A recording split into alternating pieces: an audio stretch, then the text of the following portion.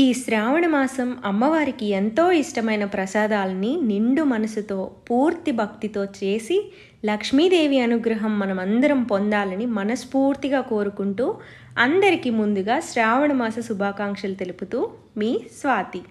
అమ్మవారి అనుగ్రహం పొందాలంటే ప్రసాదం ప్రాధాన్యం.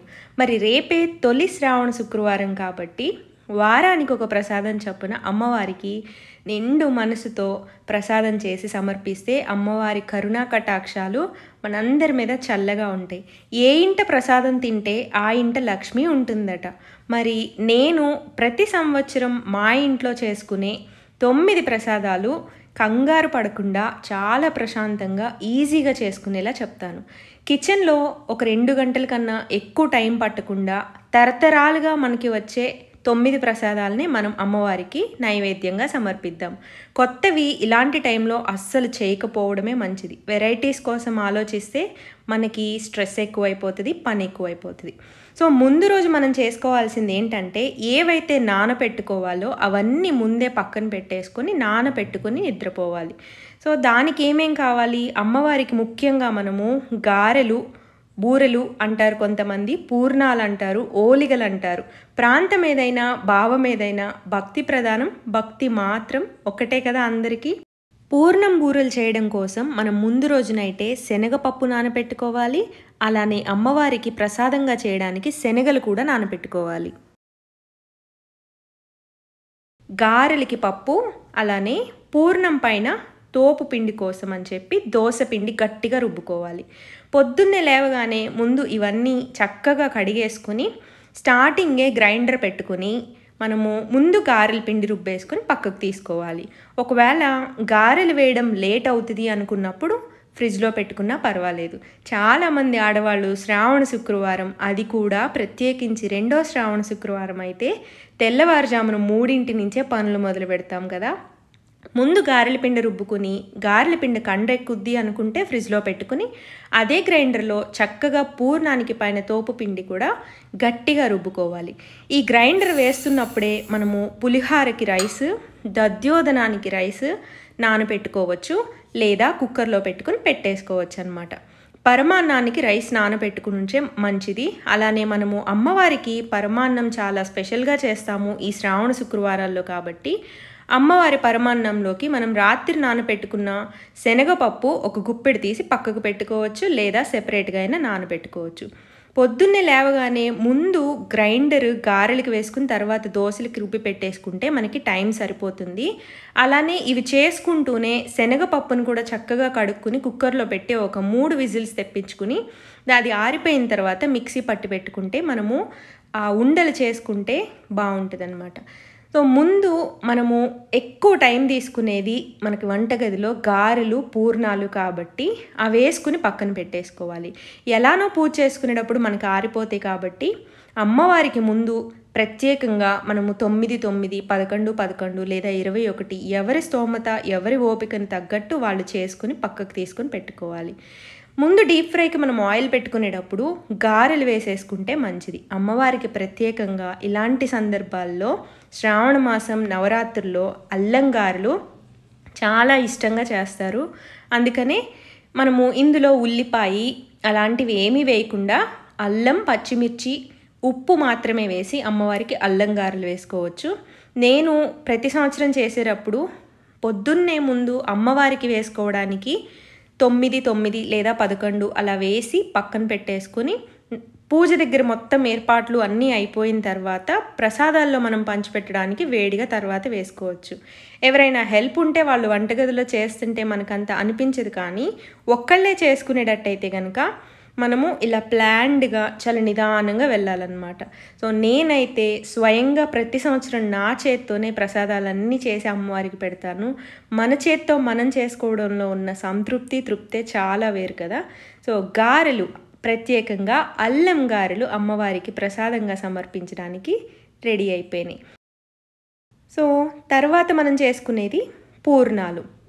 ముందు గారెలు వేసుకుని తర్వాత పూర్ణాలు వేసుకోవడం మంచిది. లేకపోతే పూర్ణం కొంచెం ఒకటి పగిలినా ఆ నూనె అంతా కూడా పాడైపోతుంది కాబట్టి గారెలకి నల్లగా అతుక్కుపోతుంది.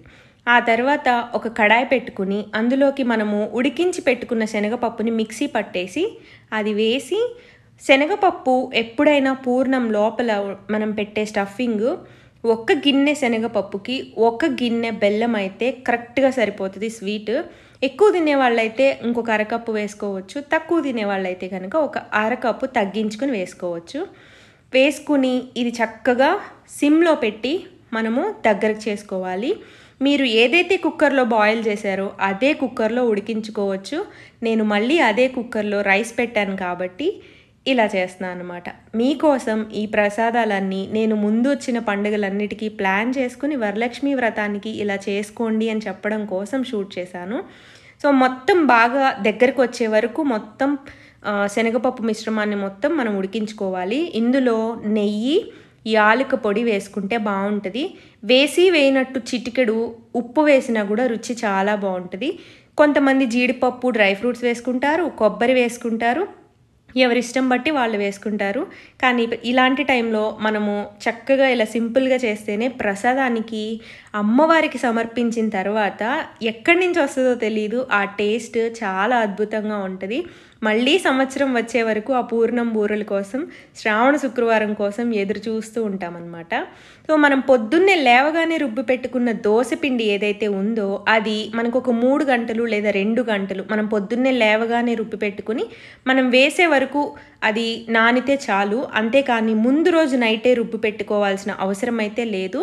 ఇందులో నేను ఎలాంటి సోడా పిండి కానీ ఏమి యాడ్ చేయను. మీకు కావాలంటే కలర్ రావాలి అని అనుకుంటే చిటికెడు పంచదార, ఉప్పు వేసుకోవాలి. బట్ టేస్ట్కి సరిపడా సాల్ట్ అయితే యాడ్ చేసుకోండి. ఒకవేళ మీరు పిండి బాగా గట్టిగా రుబ్బుకుని పొంగవేమో అని భయపడితే ఒక చిటికెడు సోడా ఉప్పు కూడా వేసుకోవచ్చు. నాకు చేత్తో వేయడం కన్నా పూర్ణం బూరెలు ఇలా గరిటెతో వేయడమే చాలా ఈజీ అనిపిస్తుంది అండ్ చాలా ఫాస్ట్గా అయిపోతుంది. చేత్తో వేస్తే చేతులంతా పడి గ్యాస్ అంతా పడి ఖరాబ్ అయ్యిద్దని చెప్పి నేను ఇలానే ఫస్ట్ నుంచి అలవాటు చేసుకున్నాను. సో నాకు ఇలానే ఈజీ, అలానే వేస్తాను. ఉండల్ని మనము గారెలు వేసేటప్పుడే, గారెల పిండి వేస్తున్నాము ఆయిల్ పెట్టనుకున్నప్పుడే చక్కగా మనము ఉండలు చేసి పెట్టుకుంటే ఆరే కొద్దీ ఉండ గట్టిపడి మనం పిండి తీసి వేస్తున్నప్పుడు పిండి పూర్ణానికి చక్కగా పట్టి చాలా బాగుంటాయి. పూర్ణం బూరికి ఎప్పుడైతే పిండి ఎక్కువ పట్టి ఆ పైన లేయర్ క్రిస్పీగా ఉంటుందో అప్పుడు చాలా బాగుంటుంది.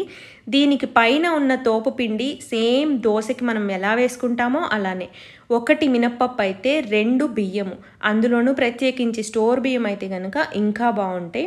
సో మన పూర్ణం బూరెలు కూడా చాలా ఈజీగా ఎవ్వరి హెల్ప్ లేకుండా రెడీ అయిపోయినాయి. అమ్మవారికి ఎంతో ఇష్టం. అలానే మనం వాయినాల్లో ఇవ్వడానికి కూడా ప్రత్యేకంగా బూరెలు చేస్తాం కదా.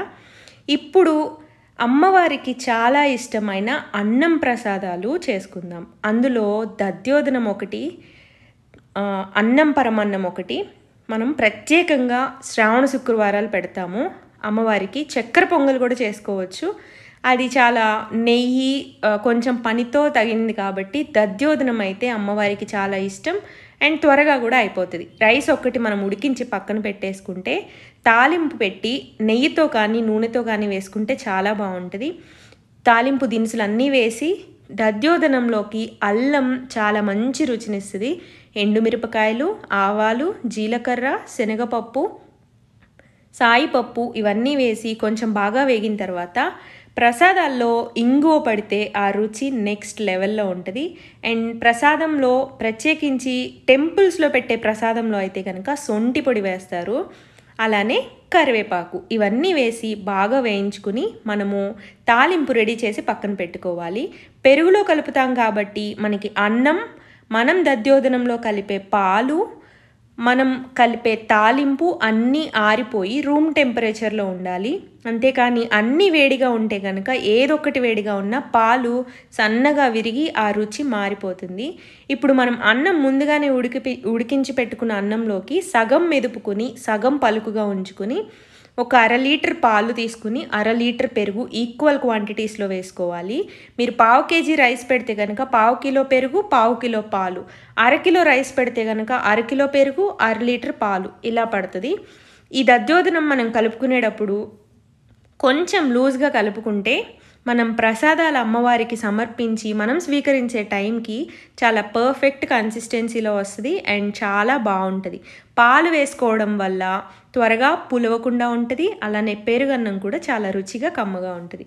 మనం ఇదంతా చక్కగా గడ్డలు లేకుండా కలిపేసుకున్న తర్వాత ముందుగానే రెడీ చేసి పెట్టుకున్న తాలింపులో ఈ దధ్యోదనాన్ని కలిపేసుకుంటే చాలా ఈజీగా చాలా కమ్మగా మన ప్రసాదం దధ్యోదనం రెడీ అయిపోయింది. ఇలాంటి టైంలో కొత్తిమీర, దానిమ్మ గింజలు, డెకరేషన్ ఇవేమీ అక్కర్లేదు. ప్రసాదంగానే చేస్తే చాలా బాగుంటుంది. ఈరోజు చేసే ప్రసాదాలు ప్రత్యేకించి మనము రుచి చూడకపోయినా ఆ రుచి అమ్మవారు యాడ్ చేసేస్తారు. చాలా బాగుంటాయి. ఏది ఎలా వస్తుంది అనే భయము పెట్టుకోకుండా మన చేతులకి ఎంత వస్తే అంత వేయండి, చాలా రుచిగా వస్తాయి. అలానే ప్రశాంతంగా అందరూ ఇష్టంగా తింటారు. ఇప్పుడు దధ్యోదనం అయిపోయింది కాబట్టి మనం నెక్స్ట్ చేసుకునే అమ్మవారికి ఎంతో ఇష్టమైన ప్రసాదం పులిహోర. ఈ పులిహోరకి మనం ఏది కూడా ప్రసాదాలు ఆ రోజే ఫ్రెష్గా చేసుకోవడం మంచిది. ముందు రోజు పెట్టుకున్నవి ఏవి మంచిది కాదు. కాబట్టి ఈరోజు మనం ఆప్ట్ చేసుకునేటప్పుడు చింతపండు పులిహోర కన్నా కూడా నిమ్మకాయ పులిహోర చాలా త్వరగా అయిపోతుంది అండ్ చాలా బాగుండేలా ఒక చిన్న టెక్నిక్ చెప్తాను. మనము చింతపండు పులిహోర ఎలా అయితే చేసుకుంటామో అలానే ముందుగా ఆయిల్ పెట్టుకుని ఎండు మిరపకాయల్ని వేయించుకోండి. మీరు రైస్ ఒక 1/2 కిలో తీసుకుంటే ఒక 4 మీ స్పైస్ లెవెల్ని బట్టి వేసుకోండి. ఎండుమిరపకాయల్ని చక్కగా వేయించి ఒక గిన్నెలోకి తీసి పక్కన పెట్టేసుకోండి. ఆ గింజల్ని అలానే ఉంచేసేయండి. రైస్ని ముందుగానే మనం దధ్యోదనానికి పులిహోరకి మనం గ్రైండర్ వేసుకుంటున్నప్పుడే కుక్కర్ స్టవ్ మీద పెట్టేసి పక్కన పెట్టుకుంటే మనం కలుపుకునే టైంకి ఈజీగా ఉంటుంది. పని త్వరగా అయిపోతుంది అనమాట. రైస్లో కొంచెం ఉప్పు, కొంచెం నూనె లేదా నెయ్యి, పసుపు వేసి ఒక 2 విజిల్స్ తెప్పించి పక్కన పెట్టేసుకుని ఇప్పుడు ఎండుమిరపకాయలు పక్కన పెట్టేసుకున్న తర్వాత అదే ఆయిల్లోకి పల్లీలు, మీరు కావాలనుకుంటే జీడిపప్పు వేసుకోవచ్చు. ఆ తర్వాత శనగపప్పు వేగిన తర్వాత అవి కొంచెం ఆవాలు, జీలకర్ర, పచ్చిమిర్చి, కరివేపాకు ఇవన్నీ వేసి బాగా వేయించుకోవాలి. ఇలా చేస్తే పులిహోర చాలా బాగుంటుంది. ఏదైనా చింతపండు పులిహోర, నిమ్మకాయ పులిహోర ఆ ప్రసాదం టేస్ట్ మనకి బాగా నచ్చుతుంది. కాబట్టి ఇది కొంచెం ఎక్కువ క్వాంటిటీలోనే చేసుకుంటే మనకి ఆ రోజు మధ్యాహ్నం భోజనంలోకి అందరికీ వస్తుంది. ఇక్కడ నేను ఇంగువ కూడా యాడ్ చేశాను. పులిహోరలో ఇంగువ మస్ట్ అండ్ షుడ్ అనమాట, చాలా బాగుంటుంది. ఇప్పుడు మనం ముందుగానే ఉడికించి పెట్టేసుకున్న రైస్లోకి ఈ ఎండు మిరపకాయలు వేయించి పక్కన పెట్టుకున్నాం కదా, అవి తీసుకుని చేత్తోనే చక్కగా నలిపేసుకోవచ్చు. మీరు చేత్తో నలిపితే చేతులు మండుతాయి అని అనుకుంటే కనుక కొంచెం ఉప్పు తీసుకుని మనము అల్లం దంచే దాంతో దంచేసుకోవచ్చు, లేదా మిక్సీ పట్టేసుకుంటే బాగుంటుంది. ఈ ఎండుమిరపకాయల ఫ్లేవరు రైస్ మొత్తానికి పట్టి చాలా టేస్ట్ ఉంటుంది, చాలా బాగుంటుంది పులిహోర. మీరు రైస్కి సరిపడా నిమ్మకాయ జ్యూస్ తీసి పెట్టుకుని రైస్ ఉడుకుతున్నప్పుడు లేదా తాలింపు వేస్తున్నప్పుడు నిమ్మకాయ రసం కూడా పులిహోరలోకి కలిపేసి ఈ తాలింపు మొత్తాన్ని కలిపేయచ్చు. తాలింపు మనము పులిహోర కలుపుతున్నాము అనంగా ఒక 1/2 గంట ముందే రెడీ చేసి పెట్టుకుంటే ఆ పల్లీలు, శనగపప్పు అనేవి మధ్యాహ్నం వరకు మనకి మెత్తపడకుండా పంటి కింద వేసుకుంటే చక్కగా కరకరలాడుతూ చాలా బాగుంటుంది ప్రసాదంలో. సో మన అమ్మవారికి ఇష్టమైన ఎంతో రుచిగా ఉండే నిమ్మకాయ పులిహోర రెడీ అయిపోయింది. మీరు ఈ నిమ్మకాయ పులిహోర ప్లేస్లో బియ్యం రవ్వతోటి చేసుకోవచ్చు, అలానే సేమియాతోటి చేసుకోవచ్చు. కానీ ప్రత్యేకించి మనం అమ్మవారికి ప్రసాదంగా పెట్టేటప్పుడు అన్నంతో చేసిన ప్రసాదాలంటే అమ్మవారికి ఎంతో ఇష్టం. చూశారు కదా, పసుపుతో వేసి మనం అన్నం ఉడకపెడితే ఆ రంగు చాలా బాగుంటుంది. ఇప్పుడు అన్నిటికన్నా అతి ముఖ్యమైన ప్రసాదం అన్నం, పరమాన్నం. పరమాన్నం ఇష్టం లేనిది ఎవరికి? సో ఇది ప్రత్యేకించి ఈరోజు చేసేటప్పుడు ఇత్తడి గిన్నెలో చేస్తే ఆ రుచి ఇంకా కొంచెం ఎక్స్ట్రా ఉంటుందన్నమాట. నేను పరమాన్నం ఎలా చేస్తానంటే కుక్కర్లో పెట్టకుండా వాటర్లో రైస్ని బాయిల్ చేయకుండా రైస్ని ఒక 2 గంటల ముందే నానబెట్టేస్తాను. ఆ తర్వాత ఒక ఇత్తడి గిన్నె పెట్టి అందులోకి పాలు తీసుకుంటాను, పచ్చి పాలు తీసుకుని ఆ పాలల్లోనే రైస్ మొత్తం బాయిల్ చేస్తాను. రైస్ పాలల్లో బాయిల్ అయితేనే ఆ టేస్ట్ చాలా బాగుంటుంది. అండ్ తర్వాత ఒక పక్కన పరమాన్నం ఉడుకుతూ ఉండగా ఒక పక్కన బెల్లం పాకం పట్టుకోవాలి మనము. ఎందుకంటే అన్ని రోజులు ఒకేలాగా ఉండవు కాబట్టి, అన్ని బెల్లాలు కూడా ఒకేలాగా ఉండవు. ఒక్కొక్క రోజు ఒక్కొక్క బెల్లం విరుగుతుంది, ఒక్కొక్క బెల్లం విరగదు కాబట్టి ఇలాంటి టైంలో రిస్క్ తీసుకోవడం అనవసరం అనమాట. బెల్లం కావాలంటే మీరు ముందు రోజే తరిగి పెట్టుకోవచ్చు, మీరు చేసే క్వాంటిటీని బట్టి. నేను తక్కువ క్వాంటిటీలోనే చేస్తాను కాబట్టి అప్పటికప్పుడు దంచేసుకున్నాను. సో అన్నం పొంగుతూ చక్కగా పరమాన్నం అంతా ఉడికిపోయిన తర్వాత మనము పరమాన్నం అంటే అందులో కొంచెం పెసరపప్పు, కొంచెం కందిపప్పు, కొంచెం శనగపప్పు వేస్తాం కదా. అలా వేసి చక్కగా ఉడికిపోయిన తర్వాత పులిహోరకి ఎలా తాలింపేస్తామో పరమాన్నానికి అలా నెయ్యితోటి తాలింపేస్తాము. కానీ ఇక్కడ జీడిపప్పు కిస్మిస్ తోటి అనమాట. కొంచెం నెయ్యి వేసుకుని జీడిపప్పు కిస్మిస్ వేయించి పరమాన్నంలో కలిపేసుకుంటే రుచి అద్భుతంగా ఉంటుంది. సో పరమాన్నం చాలా ఈజీగా చేసేసుకోవచ్చు మనము. అండ్ తర్వాత నెయ్యితో జీడిపప్పు కిస్మిస్ వేసేసిన తర్వాత యాలుక్కాయ పొడి కూడా వేసేసి స్టవ్ ఆఫ్ చేసేసిన తర్వాత అప్పుడు మనము ఈ బెల్లం పాకంని అందులోకి వడకట్టుకుంటే మన పరమాన్నం రెడీ అయిపోయింది.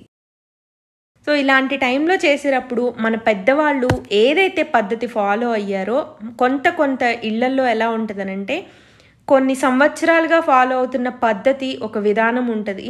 అలాంటిదే మా ఇంట్లో ఇవే ప్రసాదాలు నా చిన్నప్పటి నుంచి మా అమ్మమ్మ చేసుకోవడం చూశాను కాబట్టి ప్రతి సంవత్సరం శ్రావణ శుక్రవారం వ్రతం చేసుకునేటప్పుడు నేను ఇవే ప్రసాదాలు ఫాలో అవుతాను. సంవత్సరం అలవాటైపోయి మనకి ఎక్స్పీరియన్స్ అయిపోతే చెయ్యడం కూడా చాలా ఈజీ అనిపిస్తుంది. ప్రత్యేకించి శ్రావణ శుక్రవారం మనం వ్రతం చేసుకునే రోజు గంటలు కిచెన్లోన డెకరేషన్ దగ్గర అమ్మవారిని అలంకరణ అనే దగ్గర చాలా స్ట్రెస్ ఫీల్ అయిపోతూ ఉంటాం. మనము నిద్ర పట్టదు, చేతులు కాళ్ళు ఆడవన్నమాట. ఎలా అని అందులోనూ ఇంట్లో వాళ్ళకి మళ్ళీ భోజనం పెట్టాలి, వాళ్ళకి టైంకి అన్నీ మళ్ళీ ముత్తైదుల్ని బొట్లు పిలవాలి, తాంబూలాలు ఇవ్వాలి, ఇలా చాలా ఉంటుంది కాబట్టి ప్రశాంతంగా చేసేసుకోవచ్చు ప్లానింగ్ ఒకటి ఉంటే. ముందు రోజే మనం శనగలు నానబెట్టుకుంటాం కాబట్టి ఆ శనగల్ని మీరు పులిహోరకి రైస్, దధ్యోదనానికి రైస్ పెట్టుకునేటప్పుడే చక్కగా ఈ శనగల్ని కూడా 2-3 సార్లు కడిగేసి కుక్కర్లో పెట్టి ఒక 3 విజిల్స్ తెప్పించేస్తే శనగలు ఉడికి పక్కనుంటాయి. శనగలు కొంచెం 1 కేజీ కానీ అలా ఎక్కువే నానబెట్టుకుంటే మనం ఎలాగో ముత్తైదువులకి తాంబూలం ఇస్తాం కాబట్టి అందులో మీరు కావాలంటే ఉడికించిన తాలింపు పెట్టిన శనగలైనా ఇవ్వచ్చు, లేదంటే పచ్చి శనగలే ఇస్తారు చాలామంది, పచ్చి శనగలైనా ఇవ్వచ్చు. అమ్మవారికి ఈరోజు ప్రత్యేకించి శనగల ప్రసాదం ప్రతి ఇంట్లో తప్పకుండా పెడతారు. సో ఈ శనగలు చేయడం కూడా చాలా ఈజీ. చూసారు కదా, మనము ఈజీగా చేసుకోవచ్చు. మీరు కావాలంటే చక్కెర పొంగల్ చేసుకోవచ్చు, అటుకులతోటి పాయసం చేసుకోవచ్చు, ఇంకా చాలా వెరైటీలు ఈజీగా చేసుకునేవి. రవ్వ కేసరి చేసుకోవచ్చు. కానీ డీప్ ఫ్రై దగ్గర ఎక్కువసేపు నుంచుని చేసుకునేవి చాలా తక్కువ చేసుకుంటే మంచిది. మనం బూరెలు కంపల్సరీ వేసుకుని మనము వాయినం ఇచ్చేటప్పుడు ఇవ్వాలి కాబట్టి బూరెలు కంపల్సరీ. కొంతమంది ప్రాంతానికి తగ్గట్టు చేసుకుంటారు. తెలుగింట ఏ పండగ అయినా సరే మనము కంపల్సరీగా చేసేవి చలిమిడి, పానకం, వడపప్పు. ఈ 3 లేకుండా పండగ కంప్లీట్ అవుతుందా? అవ్వదు కదా. కాబట్టి పానకం అంటే బెల్లం కరగపెట్టుకుని అందులో కొంచెం సొంటి పొడి, కొంచెం మిరియాల పొడి, కొంచెం చిటికెడు వేసినట్టు ఉప్పు వేసి తులసాకులు కలిపితే మన పానకం రెడీ అయిపోతుంది. అలానే బియ్యం పిండిలో కొంచెం బెల్లం కరిగిపెట్టి యాలుక్కాయ పొడి వేసి బియ్యం పిండిని కలిపేసుకుంటే చలిమిడి రెడీ అయిపోతుంది. అలానే ఒక 2 గుప్పెళ్ళు పెసరపప్పు నానబెట్టుకుంటే వడపప్పు కూడా రెడీ అయిపోతుంది. ఎటువంటి హైరానా కానీ, తొందర కానీ, కంగారు కానీ లేకుండా చాలా ప్రశాంతంగా 9 ప్రసాదాలు మనము చేసి ఆ రోజు వరలక్ష్మీ వ్రతానికి అమ్మవారికి సమర్పించి అమ్మవారి కరుణా కటాక్షాలన్నీ అందరి కుటుంబాల మీద చల్లగా ఉండాలని అందరూ మనస్ఫూర్తిగా కోరుకుంటూ ప్రశాంతంగా పూజ చేసుకోండి. సో చూశారు కదా, ఇది ఇవాల్టి వీడియో. మీ అందరికీ నచ్చిందనే అనుకుంటున్నాను. వీడియో నచ్చితే లైక్ చేసి మీ ఫ్రెండ్స్ అండ్ ఫ్యామిలీ మెంబర్స్కి శ్రీస్వాతి అనే ఒక ఛానల్ ఉందని ఒక చిన్న వర్డ్ని స్ప్రెడ్ చేయండి. మళ్ళీ రేపు మంచి వీడియోతోటి మీ ముందుకు వస్తాను. అప్పటి వరకు సర్వే జన సుఖినో భవంతు.